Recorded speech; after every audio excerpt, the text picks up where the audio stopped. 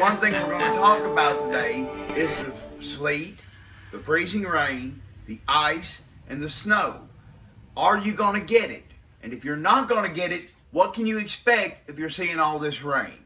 So, without further ado, we're going to kick it over to Chief Meteorologist Laronta Barbie. So pretty much what folks need to know before we actually go into this deep into this forecast, this is basically what you need to know. Great point, by the way.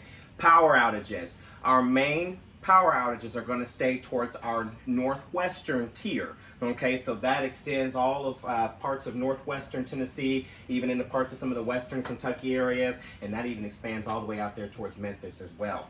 Here at home, Davidson Metro Nashville areas, and including Macon County area here, it is possible that we could see some issues, okay? And it's very shocking, surprisingly, that the Cumberland Plateau is going to be experiencing some issues versus... Really? Yeah, they're not even going to get that many power outages, but it's possible that still, as the system arrives, we could still expect some damages. And as you hear on the window right now, that is sleet that is coming down on that window right there. Well, let me ask you a question very quickly. Yes. Would it be safe to assume that what's going on with the weather right now, some of us getting it, some of us not, some of us may have it, some of us, you know, are only going to get some of it.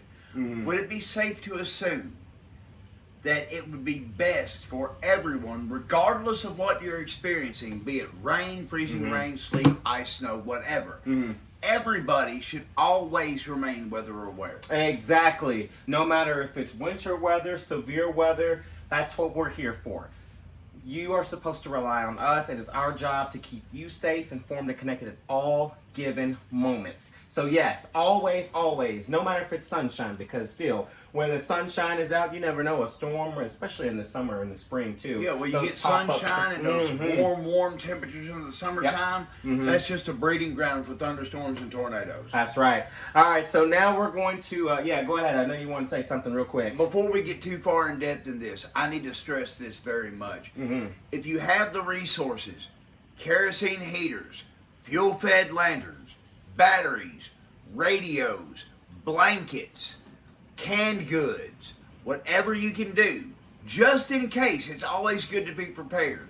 If you don't have the means, reach out to your local churches, your local food banks, and your local nonprofit organizations. They are there to help you, okay?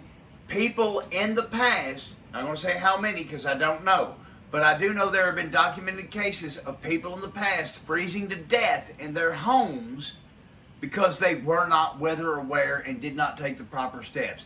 Do not be a number, stay out of the statistic column, and please do what you need to do to keep you and your loved ones safe.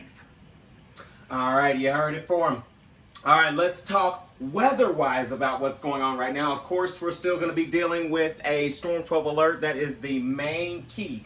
We're going to be kicked off about, what, an hour and a half ago? Yeah, Storm 12 alert started this afternoon, but we were warning folks since this morning because we want, and actually since last night too, because we want people to be aware of what's going on. Exactly. And like I said, we're going to be under a Storm 12 alert until tomorrow afternoon. Somebody better put on a pot of coffee for me. That's all I got to say about it. So, like I said, Storm 12 alert is still going to be in effect because of that flood threat. We're still talking about that flood threat, and then not just that, but winter weather. It's like Mother Nature just doesn't know when to stop, now does she? It's like, just when you think it's over, winter comes storming back into the room and goes, and one more thing.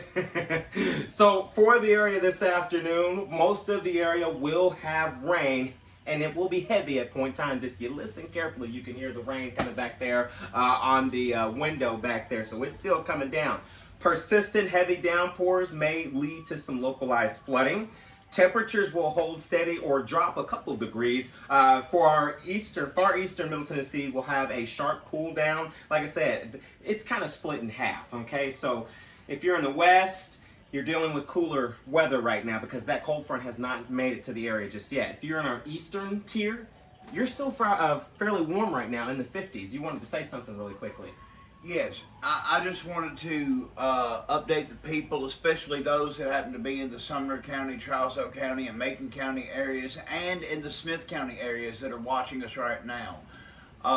What it sounds like on this window is not just rain, but it sounds like a winter mix of both sleet and rain. Yeah. Because you're getting that little tick, tick, tick on the glass from what sounds to be like ice. Now, I'm wearing a tank top and a pair of sleep pants. I'm not professional right now at all. And I am not about to step outside to check and make sure.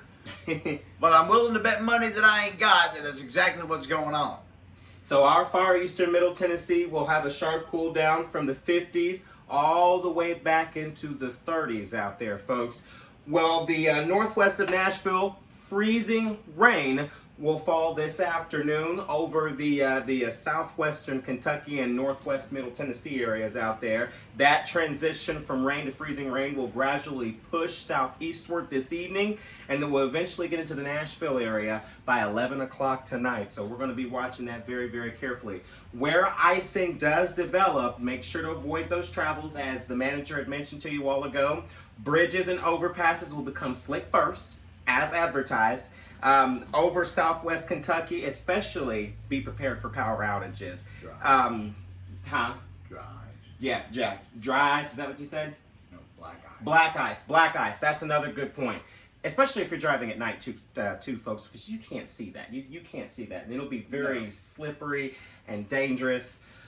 And nobody's going to see the black ice until the next day when, why nobody daylight sees hits. black ice? What's that? Because when you're driving down the street, you see black ice on the road, your lights reflect off of it, you think it's just standing water. Exactly. Until it's too late. So there will be, that is definitely some serious good amount of rainfall and sleet that's coming down on that window right there. So there are 3/4 of ice that may fall by Friday morning. Just go ahead and throwing that out there. Early Friday, a few snow flurries will be possible. As much as a dusting to an inch of snow will be on the ground over the southern Kentucky by sunrise on Friday.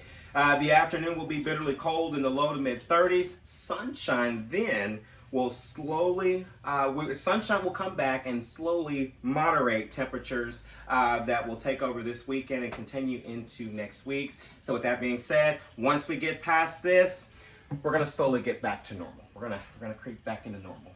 Quick question. Absolutely. For our viewers that are watching in the northern portion of Middle Tennessee and as far south as Murfreesboro and Shelbyville, when it comes to the snow, what time, if we are expecting snow in these areas, around what time during the evening or daytime can we expect to see this snow? So pretty much though, what I can tell you is, as far as that I'm aware of right now, the snow doesn't look to come in till overnight. Okay, so people should anywhere be in bed from 11, asleep. Exactly. So anywhere from 11 p.m. tonight to the overnight hours. All right, now to get on to a quick point about the school closures. What does this mean for schools as far as Friday goes? So pretty much as far as Friday goes, there's a lot of schools that I've already called out for tomorrow. We'll show you that list coming up later this evening, but there are a host of schools that have called out for tomorrow. And then a lot of them closed today. So there will be a handful of school closures that I do expect to either be on a 2-hour delay or close or use bus driver discretion for tomorrow. All right. Well, people, remember, you heard it here first. If you want to know if your school is closed tomorrow, opening late, whatever the case is, tune in for our evening broadcast with the forecast tonight, no later than 7:30 p.m. Until then, for News Channel 12 Meteorology and News, I'm lead anchor and manager Robert Dobbs. And I'm Chief Meteorologist Laronta Barbie. Stay warm, dry, and safe out there, and please have a blessed day.